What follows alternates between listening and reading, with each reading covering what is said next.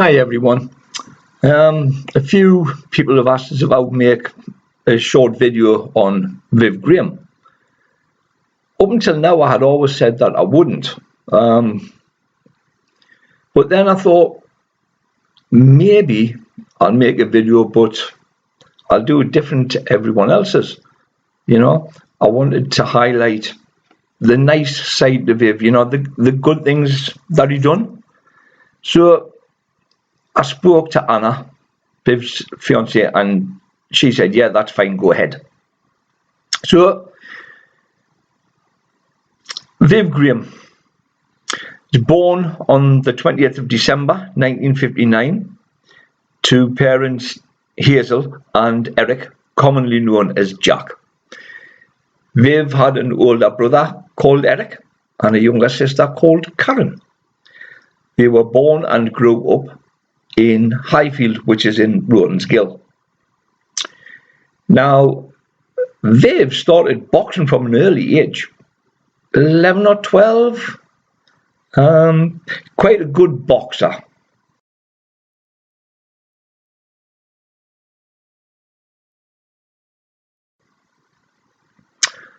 Believe it or not, Viv actually started boxing at light middleweight, which is 11 stone, which is hard to believe, like, for the size of what he was, But at light middle, he had 10 fights. He lost 2 and won 8. One of the fights he lost 2 on points to a very well-known, hard and respected man from Sunderland, Ernie Buick.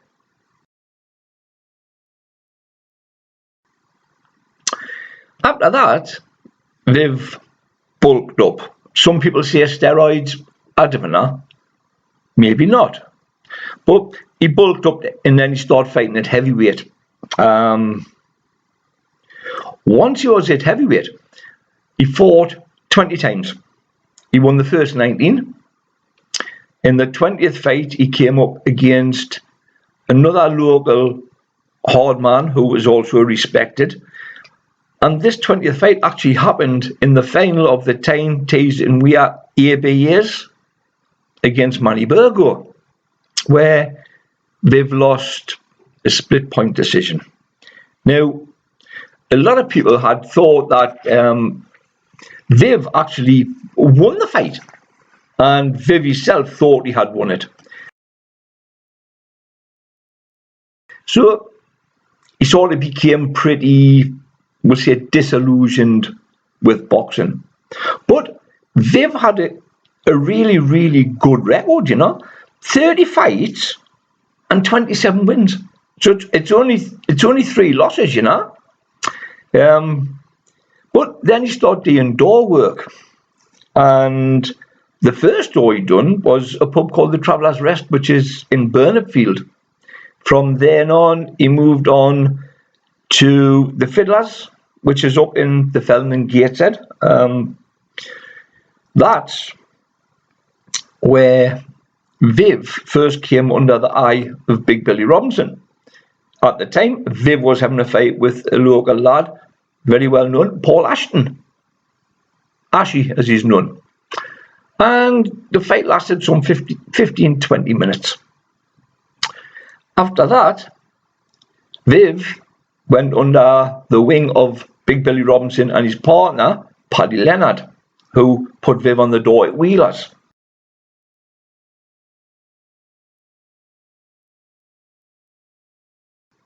So that lasted a while, but then obviously Viv went on and he started doing doors in the town, Biker, Wall's End, and as Viv's reputation grew, Viv started running his own company. He had doormen, he had pubs and clubs all over the shop, Now, you've got to think, if you mention the name Viv Graham, what do most people who know the name associate it with? The Hobos incident? It's 1:45 on the morning of Saturday, September the 30th. The gang strides straight past the reception desk. Another camera shows the receptionist running upstairs to warn the manager. The head doorman, 28-year-old Stuart Watson, weighing 17 stone, approaches reception, hands in pocket. Viv Graham attacks him, cheered on by his companions.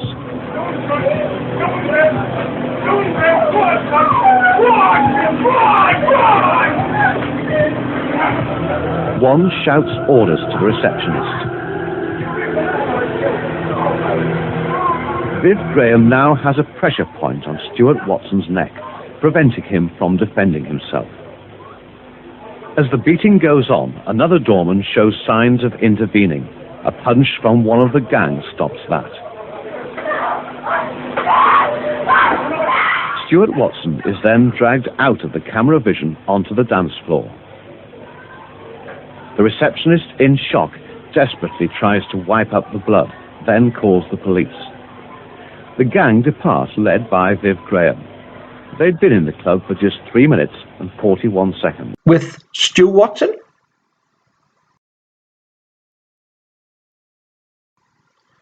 Or they associate it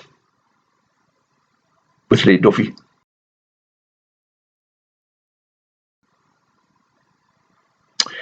Or sometimes they'll associate it with when Viv got shot at? Or they'll associate it with his murder? You know? I must just say this, mind. Stu, after the Hobos incident, you know, Viv got 3 years for it. And Stu never gave any evidence, didn't make a statement. He wouldn't allow his medical records to be used against Viv in evidence. You know? But they made up, once Viv got out of jail, they made up. I didn't suppose they were best of friends, but they were on friendly terms, you know. So these are like the things that people like to remember Viv by. Violence, you know. But some people say he was a bully, some people say he wasn't. Now, I can only speak for myself. From what I know of Viv, from the times that I met him, sat with him, spoke with him, I can say, in my opinion, he wasn't. Yeah? But you never hear of, like, any good deeds that Viv done. You know, way back in, I believe it was 1988, local amateur boxer John Davison wanted to turn professional. And somebody had said, approach Viv, he might sponsor you. So John approached Viv and asked him if he knew anybody that would sponsor him. Viv, being Viv, said he would sponsor him. And he gave him £1,000. With that £1,000, John bought himself headgear, boots, gum shield, gloves, shorts, a gown. You know, all enough just to help get him started. Well, John went on to win the WBC International Featherweight Championship of the World. He also won the WBC Super Bantamweight title.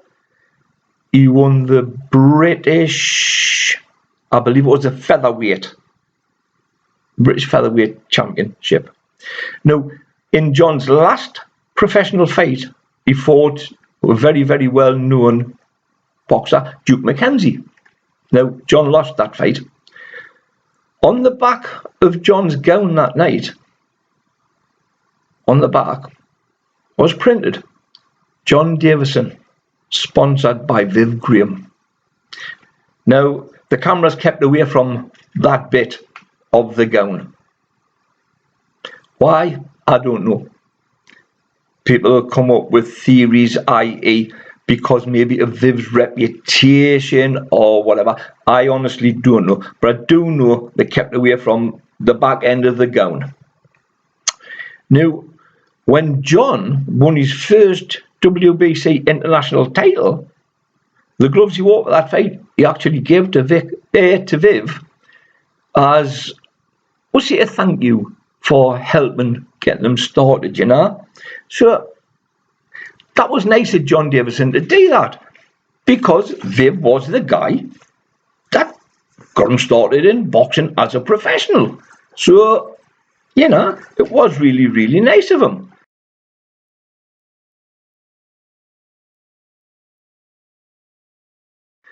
But you didn't hear things like that, you know what I mean? Or you didn't went to an old lady's house and he sat in the old lady's house in a chair all night long waiting just to see if something would happen. By the morning time, nothing had happened. So Viv went to see someone that got the blame for a lot of burglaries in the area. And Viv just simply said, look, any more burglaries, it's you I'm coming for.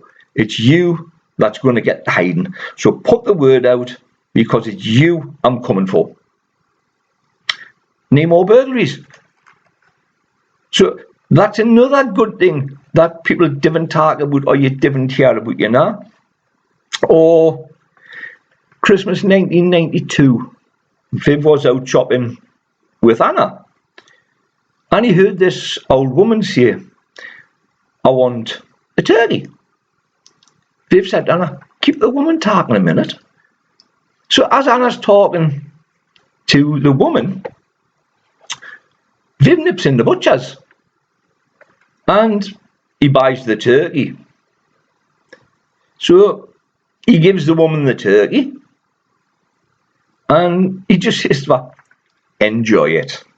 Yeah, you didn't hear that. Or how a week before Christmas 93, one of his mates was a little bit skinned, and Viv gave him 500 quid, and he said to his mate, look, no kids should wake up on a Christmas to no presents. That's how kind-hearted he was, you know what I mean? Or how he sponsored local football teams, or he sponsored the Wall's End boxing club. He even had central heating installed for them. That was all free of charge. You know, he never charged them. Or like animals. He loved animals. He had, I think, 32 rabbits, 36 chickens, 5 dogs, 2 geese. And he loved to go and collect the chickens' eggs. You know what I mean?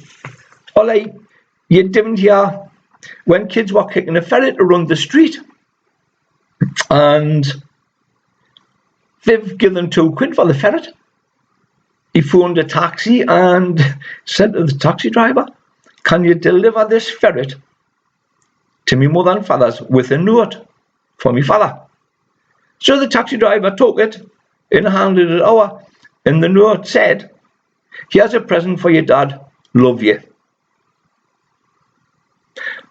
I believe that Viv's brother-in-law Martin actually ended up with the ferret. But, you know, it's things like this that you didn't hear.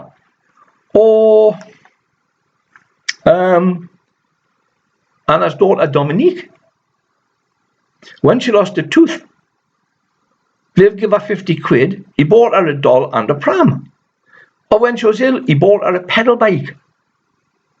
You know, or when he went to pick the kids up from school and a woman fell, well, she didn't fall, she stepped straight in front of him and he bumped her with a car.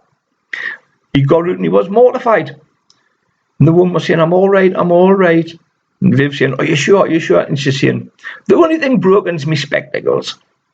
Viv gave her 200 quid to replace them. He also asked her name and address. A few days later, he turned up with a bouquet of flowers for the woman. And he asked her, are you all right? She went, yeah. He gave her another 100 quid. 6 weeks later, the woman only takes with a private summons.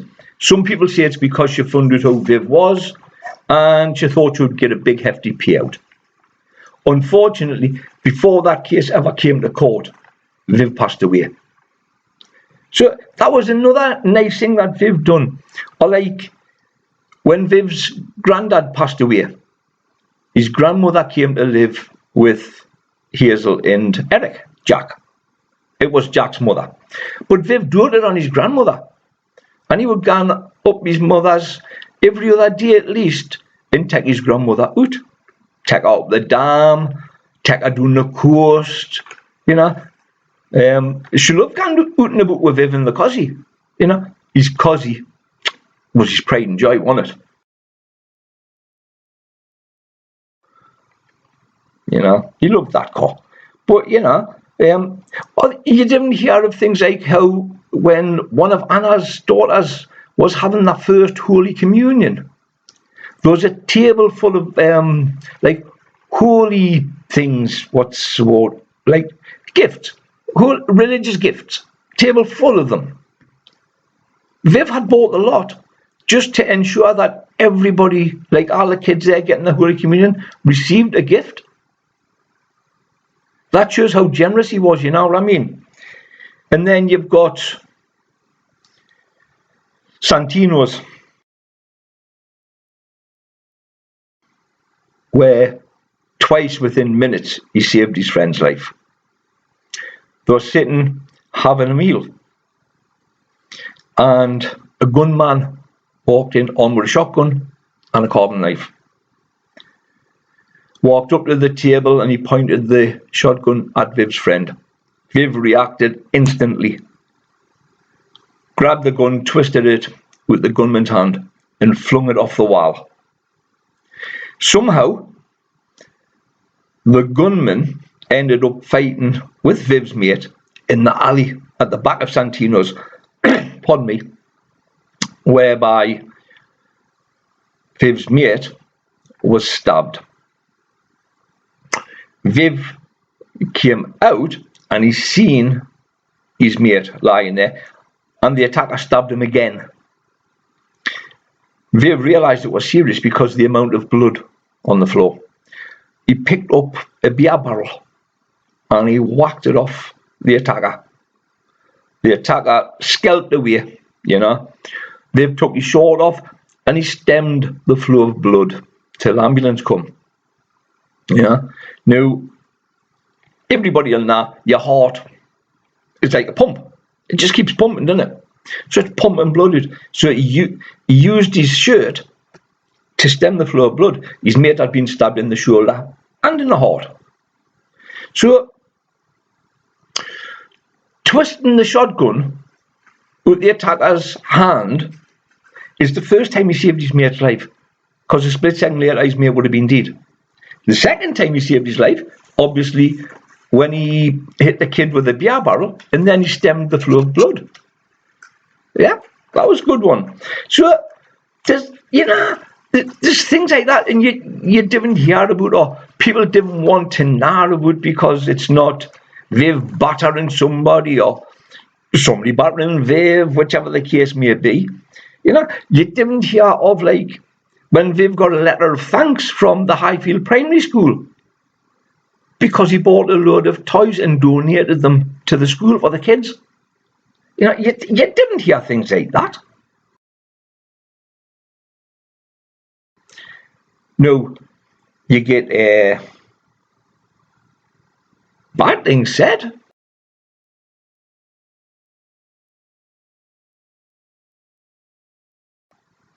Viv was a grass. Well, Viv made a statement when he thought his mate could die. It could be a murder charge. So yeah, Viv made the statement. His mate recovered. When he was in court, under oath, Viv said, "I'm sorry, I can't remember. I can't identify the attacker." So was he a grass? Not really, nah, I wouldn't say so. Then you have the rumours he was a drugs baron. Well, from what I know and remember of him, he was basically anti-drugs, apart from steroids, which he did take occasionally. But drugs, he was anti-drugs. You know, he tried to keep them out of Newcastle. So, drugs baron, I didn't think so. Then, people say he was a millionaire. Viv could have money in his hand one day, 10 grand, 20 grand, 30 grand, whatever. Blew it. Not have a penny. But he wasn't worried, because he would just say, I can get it back. Tomorrow, the next day, next week, I'll have the same amount again. You know? He's cosy. His cosy was on Chucky. You know? But Viv would spend money like there was no tomorrow. Clubs, restaurants, clothes for Anna. And I mean expensive things, you know. I didn't mean like, I don't know, and this is no disrespect to anybody, but like not Asda's or Primark, you know. These were really expensive clothes, you know. And both of them loved to have a gamble, you know. Viv could work in the bookies and put £1,000 down just on one bet, you know. That's how much he just enjoyed gambling, you know. But you didn't hear these sort of things, do you? You know. Andy Winder, or Winder, I'm not sure how you pronounce the lad's name, right, out in Tenerife. Stories are, Viv went over, had a fight with him, beat him. The guy then put 30 grand on Viv's head should anything ever happen to him. Right. Rumour. Right. Never ever happened. Viv never had a fight with this Andy Winder guy. Never ever. Right. Viv was invited to go to Tenerife by Paddy Leonard. But that was only to do like the timeshares, you know. And Viv was telling his father, and Jack said, nah, stay away. It's got no DV, stay away. And Viv didn't go, you know. Then I want to hear quite often, Viv's straightener with Ernie Buick. Yeah. I've had people comment on other videos saying Ernie's tell them that he went to Newcastle for a straightener. Well, to Andy Webb's gym for a straightener with Viv. So let me correct this. Ernie went to Andy's gym in Jesmond to have a straightener with Big Billy, not with Viv. Yeah? Now this is directly from the horse's mouth himself, from Ernie. I have only ever had one fight with Viv Graham in my life, and that was in a boxing ring. Never ever had a straightener. Do not know where this rumour has come from. So, you've heard it from the horse's mouth. There was never ever any straightener with Viv. Then, right? No. Viv always said he would never live to be 40. Or if he did, he'd end up having a leg or both legs blown off. Unfortunately, he was right. 31st of December 1993, which was obviously New Year's Eve, 3 days after Viv's 34th birthday, in fact, he was shot 3 times. And then he passed away in the North Tyneside General Hospital approximately 4 hours later. You know. And then the headline in the Evening Chronicle, which is our local newspaper, the following day, well,